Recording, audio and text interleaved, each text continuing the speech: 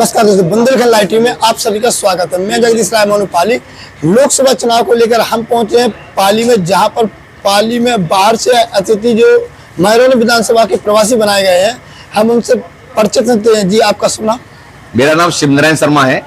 मैं भारतीय जनता पार्टी जनपद अलीगढ़ का वर्तमान में जिला महामंत्री हूं, और चूंकि मेरे यहाँ चुनाव हो गए हैं, इसलिए भारतीय जनता पार्टी के प्रदेश नेतृत्व ने आदरणीय महामंत्री संगठन भाई साहब धर्मपाल जी ने और माननीय प्रदेश अध्यक्ष आदरणीय भूपेंद्र चौधरी जी ने मुझे झांसी लोकसभा की महरौनी विधानसभा के प्रवासी कार्यकर्ता के रूप में आपके बीच में भेजा है। यहाँ पर आप विधानसभा में घूमे हो, तो यहाँ पर आपके लोकसभा चुनाव कैसा माहौल लग रहा है?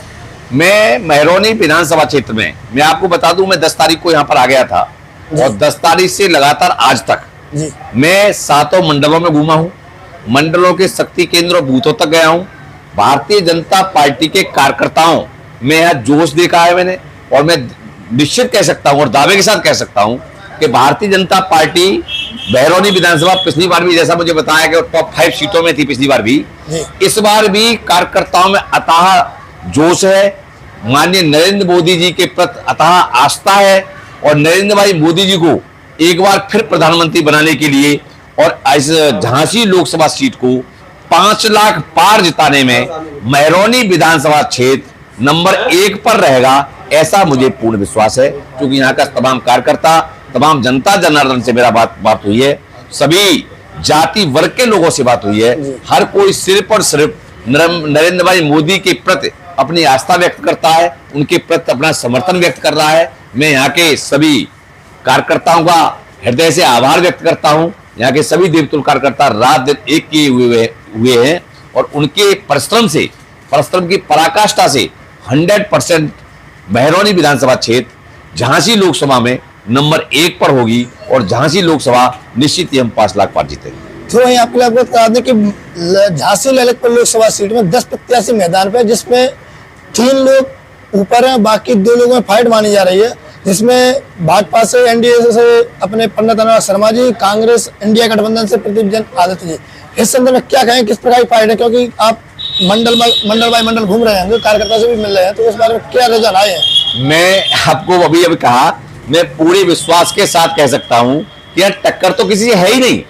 यहाँ सिर्फ टक्कर दूसरे तीसरे नंबर के लिए हो सकती है बसपा और कांग्रेस में, भाजपा से किसी की भी टक्कर नहीं है। और जहां तक आप बात कर रहे हैं कांग्रेस प्रत्याशी की, कांग्रेस तो पूरे देश में ही साफ हो गई। कांग्रेस को पूरे देश की जनता ने नकार दिया, और इस देश की पूरी जनता ने विश्व के सर्वाधिक लोकप्रिय नेता आदरणीय नरेंद्र भाई मोदी जी को अपना प्रधानमंत्री चुन लिया है। और मैं दावे के साथ कह सकता हूं कि इस बार निश्चित ही हम 400 पार सीट लेकर के 1/2 की बहुमत की सरकार नरेंद्र भाई मोदी के नेतृत्व में बनाएंगे, और नरेंद्र भाई मोदी जी के नेतृत्व में भारत विश्व गुरु होगा, विश्व का सिरमौर होगा भारत, ऐसा मुझे विश्वास है। तो एक और आपका प्रश्न है, जो अभी कुछ दिन पहले घटना घटी है, जो दिल्ली में सांसद के साथ, महिला सांसद के साथ मारपीट हुई है, श्री मालवाल के साथ, तो उस संदर्भ क्या कहें? क्योंकि अभी तक इंडिया गठबंधन का कोई भी बयान सामने नहीं आया। 3 दिनावल की FIR दर्ज हुई है, तो इस तरह क्या कहेंगे आप? मेरा ये कहना है, इससे बड़ी शर्मनाक घटना क्या हो सकती है कि जिस मात्र शक्ति को हिंदुस्तान पूजता है, हमेशा मात्र शक्ति को सम्मान देने का काम अगर किसी ने किया है तो नरेंद्र भाई मोदी जी की केंद्र की सरकार ने किया है। अभी आपने देखा होगा कि लोकसभा में कांग्रेस से कितने दिनों से मांग थी कि हमारी बहनों के लिए लोकसभा में आरक्षण मिले। उन बहनों को आरक्षण देने का अगर किसी ने काम किया है तो नरेंद्र भाई मोदी ने काम किया है। दूसरी तरफ, जैसा कि आपने अभी कहा कि आम आदमी पार्टी के एक सीनियर लीडर के साथ उन्हीं के कार्यालय में अरविंद भाई केजरीवाल के समक्ष मारपीट की जाती है, उनके साथ दुर्व्यवहार किया जाता है। उनके साथी गठबंधन का कोई भी नेता, चाहे वो आदरणीय राहुल गांधी हो, चाहे आदरणीय अखिलेश यादव हो, किसी ने भी उस घटना की भर्त्सना नहीं की। जब इनका चाल चरित्र ऐसा है तो इनको कौन चुनेगा? इस देश की मातृ शक्ति ने, इस देश की माता और बहनों ने नरेंद्र भाई मोदी जी को अपना आशीर्वाद दे दिया है, उनको भाई समझ के आशीर्वाद दिया है, उनको अपना बेटा समझ के आशीर्वाद दिया है। मैं दावे के साथ कह सकता हूं कि नरेंद्र भाई मोदी जी के नेतृत्व में किसी भी मातृ शक्ति के साथ कोई भी अगर ऐसा घिनौना कृत्य करेगा, उसके खिलाफ निश्चित ही कानून कार्रवाई होगी। इंडिया गठबंधन भर्त्सना करे न करे, लेकिन नरेंद्र भाई मोदी जी की सरकार जिन्होंने ये कुकृत किया है उनके खिलाफ कठोर कार्रवाई करने का काम करेगी। तो वहीं अब विपक्ष आरोप लगा रहे हैं कि 5 साल में सांसद जी द्वारा कोई ऐसा जनपद में कोई कार्य नहीं कराया गया और जनता से भी बहुत ज्यादा दूरी बनी हुई है, तो इस मामले क्या कहेंगे? इसमें मुझसे ज्यादा तो आप बेहतर जानते हैं, मैं तो बाहर का प्रवासी कार्यकर्ता हूं, लेकिन मैंने देखा है कि उत्तर प्रदेश में अगर सबसे ज्यादा अगर कहीं विकास है तो इस बुंदेलखंड में है। यहाँ की सड़कें चमचमाती हुई हैं। अभी मैंने सुना था, लोगों तो कार्यकर्ताओं ने बताया कि इस जेत की सबसे बड़ी पेयजल समस्या को समाप्त करने के लिए 2 नहरों को जोड़ने के लिए 14,000 करोड़ रुपए की लागत से एक परियोजना स्वीकृत हुई है, जिसमें काम भी चल रहा है। इससे बड़ी और क्या विकास हो सकता है? विपक्ष पर केवल विरोध करने का, कटाक्ष करने का है। वो कभी भी हमारे किसी नेता के ऊपर बेईमान और भ्रष्टाचार का आरोप नहीं लगा पाए हैं।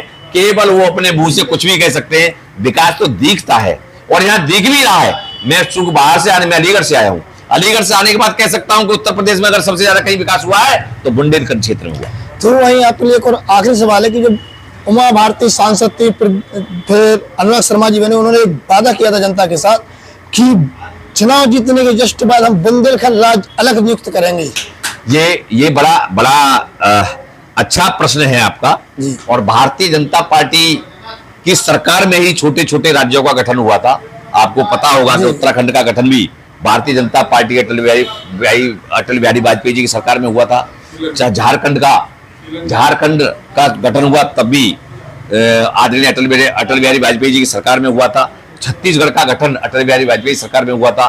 तेलंगाना का गठन अटल बिहारी वाजपेयी जी की सरकार में हुआ था। भारतीय जनता पार्टी हमेशा छोटे राज्यों के पक्ष में है।